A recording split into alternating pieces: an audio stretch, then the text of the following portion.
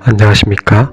본 비디오는 존 위크리스가 동반된 백내장 환자에서 IOL 옵틱 캡처의 수술법에 관한 내용으로 118회 대한안과학회 세광학술상 은상에 선정된 영상입니다. 백내장 수술의 발전으로 스몰 인시전을 통한 원피스 IOL 삽입이 보편화된 수술법이지만 레이트 인더백 IOL 디스로케이션이라는 심각한 합병증도 보고자에 따라 발병률이 3%에 이를 정도며 그 빈도가 증가하는 추세에 있습니다. 다음 사진들은 지난 1년간 본원에 내원하였던 인더백 IOL 디스로케이션 환자들로 다양한 형태의 디스로케이션을 드물지 않게 볼 수 있었습니다. 존율 위크니스가 있는 경우 수정체 낭의 안정성을 향상시키기 위해 일반적으로 캡슐러 텐전링을 사용하게 됩니다. 하지만 캡슐러 텐전링만으로는 레이트 인더백 IOL 디스로케이션을 막을 수 없으며 캡슐러 텐전링과 IOL이 통째로 유리체각 내로 이탈한 사례를 경험한 바도 있습니다. 따라서 존율 위크니스가 동반된 백내장 수술 시 3피스 IOL을 이용하여 햅틱은 설쿠스에 위치시키고 옵틱은 안테리어 CCC를 통해 백으로 캡처시켜 IOL의 안정성을 향상시킬 수 있다는 보고가 있었습니다. 이러한 보고를 바탕으로 술자는 지난 1년 반 동안 존율 위크니스가 확인되었거나 의심된 백내장 환자 139안에서 안테리어 옵틱 캡처를 시행하였으며 이에 대한 경험을 알려드리고자 합니다. 존율이 약화는 다양한 형태로 나타나게 됩니다. 영상에서처럼 눈 깜빡임 시의 수정체의 떨림이나 존율 라이시를 통한 프로랩스된 비트러스가 관찰될 수 있습니다. 캡슐에 대한 존율의 지지력 약화로 안테리어 캡슐의 링클링 소견이나 반대안과 달리 비대칭적으로 쉘로한 안테리어 챔버를 보면 의심할 수 있습니다.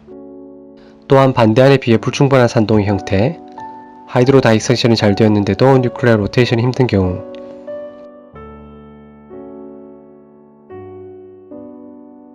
스몰 렌즈 파티클이 비트러스에 보이는 경우,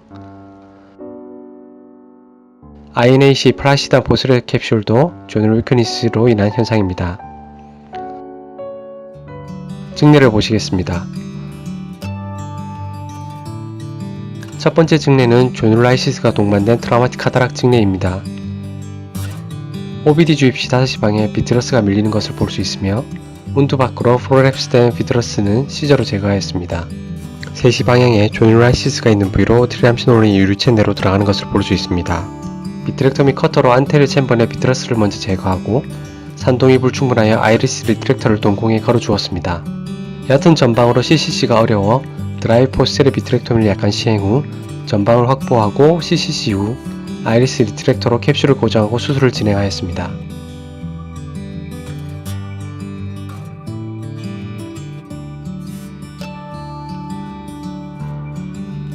캡슐 텐전링을 백에 놓고 IOL을 설쿠스로 삽입합니다. 이후 훅을 이용하여 옵틱 캡처를 시행하였습니다.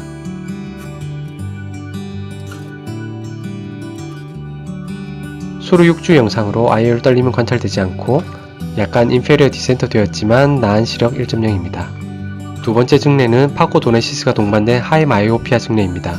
반대하는 스폰테니어스 렌즈 드랍으로 인한 아파키아로 오히려 나은 시력이 호전된 케이스였습니다. 수술알은 액셜랭스 27.7, 반대알은 32mm에 가까웠습니다. 각막 혼탁으로 인한 레드 리플렉스가 불충분하여 캡슐 스테이닝을 시행 후 수술을 진행하였습니다. CCC 후 이번에는 캡슐 리트렉터를 이용해 안테리어 캡슐을 고정하여 좀 더 안정적인 수술을 시행할 수 있었습니다. 백내장 제거 후 캡슐 텐전링을 삽입하고 옵틱 캡처가 가능하도록 리트렉터를 제거합니다. CCC 크기가 캡처를 하기에 작아서 CCC를 확장하고 이후에 IOL을 삽입하였습니다. 바이매뉴얼 INA를 이용하여 백내 OVD를 먼저 제거하고 인퓨전을 유지한 채 훅을 이용하여 캡처를 시행하였습니다.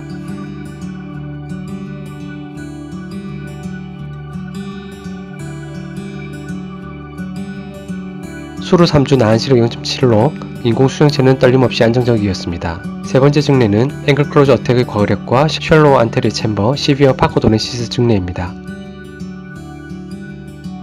캡슐 스테이닝을 시행하고 수술을 진행하였습니다. CCC 후 캡슐 리트렉터를 이용하여 아이리스와 캡슐을 같이 고정하고 백내장을 제거하였습니다.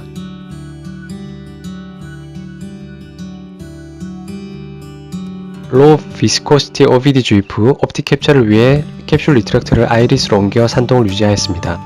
시저와 포셉으로 CCC를 확장하였습니다. 이후에 IOL 훅을 이용하여 옵틱 캡처를 시행하였습니다.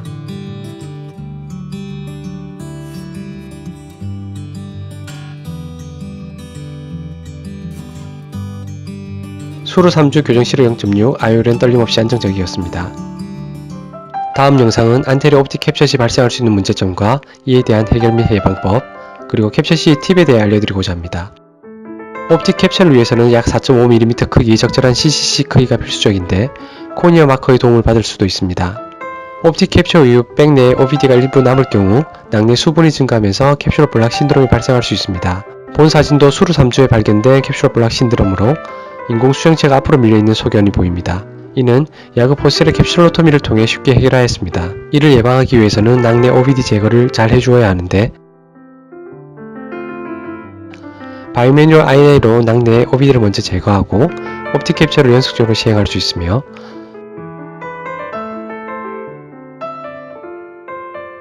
포셀의 CCC를 병행하여 이를 예방할 수도 있습니다.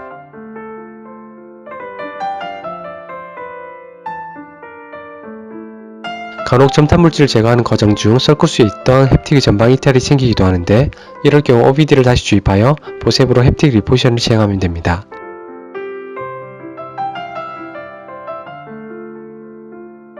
CCC 크기가 5mm 이상 큰 경우 캡처를 시행하더라도 수술 중 또는 수술 후 빠질 수도 있습니다. 영상의 증례는 각막 크기와 비교 시 CCC 크기가 적절해 보였으나 각막 크기가 11.8로 눈이 컸던 경우로 CCC가 옵틱 캡처를 하기에 너무 큰 경우였습니다. 그래서 다시 인더백으로 IOL을 삽입하였습니다.